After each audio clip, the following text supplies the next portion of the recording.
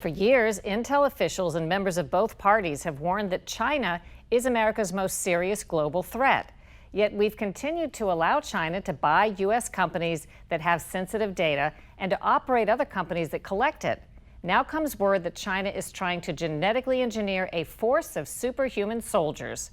Congressman Scott Perry of Pennsylvania has been looking at the Chinese threat. It's been reported that China has conducted tests on soldiers to develop soldiers with some kind of enhanced biological capabilities. What do you know about that? Let me be clear, it's because of the things that they are saying and doing that leads us to believe, because they're saying so, that they literally want to create super soldiers and almost like the superhuman race. All their rhetoric says that they're moving into this area and they consider it a new area of warfare. And the American people need to, and policymakers need to understand this doctrine of unrestricted warfare. Everything's on the table. So they literally have said that we as China shouldn't have to abide by treaties and all these international doctrines that prohibit this kind of thing. So we're talking about superhuman soldiers.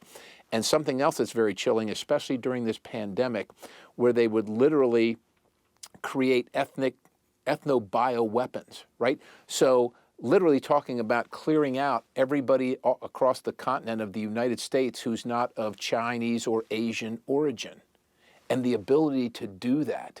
Is China collecting DNA in mass quantities? Collecting every bit of DNA across the globe. So, for instance, just for example, I believe it's Morocco, they're providing the vaccinations for Morocco for the COVID virus, or the China virus is what it really should be called, but they're providing it.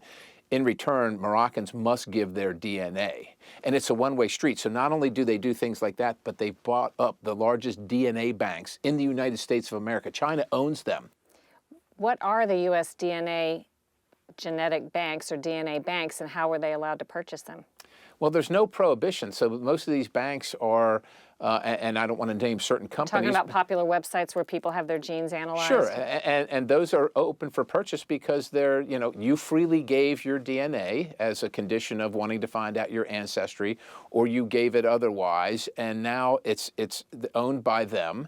And they can sell that information, and they have done that, and China has bought it. So there's no prohibition on that. Are there good diplomatic reasons why we don't want to be that tough on China? Is there fear that things could come back harder against us? Is that the argument?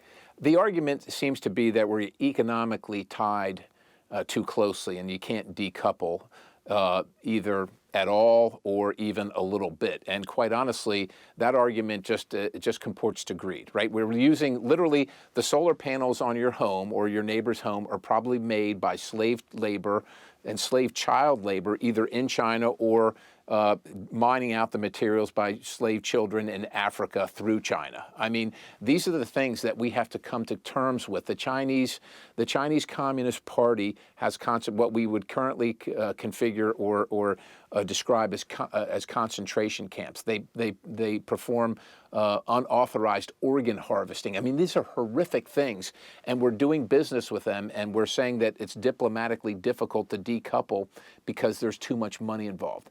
And then I don't know if you know about this, but it struck me that President Trump had talked about TikTok, right, which is China-owned, right, was to be sold. Yes. Whatever happened to that? So there was a deal that was made, and I think it was going to go through, in which we or some Western powers would have control over the data and so on and so forth. Now, I'm sure China didn't like that, but they kept on playing it out, and as far as I understand now, that deal is over, and TikTok is going to remain in the United States, getting your facial recognition information to be used on a system of social credits that China uses in China that will then be instituted in the United States, not necessarily by the government, but by big corporations like the big tech companies or airlines or whoever, who says you can't fly unless you comply with this and this way. It doesn't have to necessarily be the government, but it can be pseudo things that are supported by the government that are so integral to society. It absolutely strips of our freedom, and we're allowing it in TikTok being here. Perry has introduced legislation to label the Chinese Communist Party a transnational criminal organization. no action has been taken on it.